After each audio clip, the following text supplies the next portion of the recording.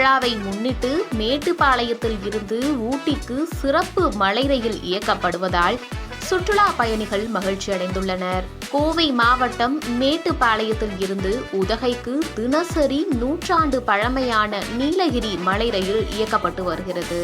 இம்மலை ரயிலில் பயணித்தபடி நீலகிரி மலையின் இயற்கை அழகை கண்டு ரசிக்க தமிழ்நாடு மட்டுமல்லாது வெளி மாநிலங்கள் மற்றும் வெளிநாடுகளில் இருந்தும் சுற்றுலா பயணிகள் வருகை தருகின்றனர். மேட்டுப்பாளையத்தில் இருந்து ஊட்டிக்கு காலை 7:10 மணிக்கு மலை ரயில் இயக்கப்பட்டு வருகிறது.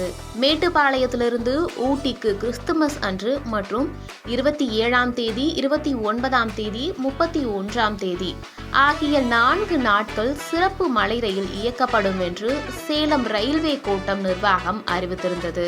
இதனைத் தொடர்ந்து காலை முதலே சுற்றுலா பயணிகள் மேட்டுப்பாளையம் ரயில் நிலையத்திற்கு வந்த வண்ணம் இருந்தனர்.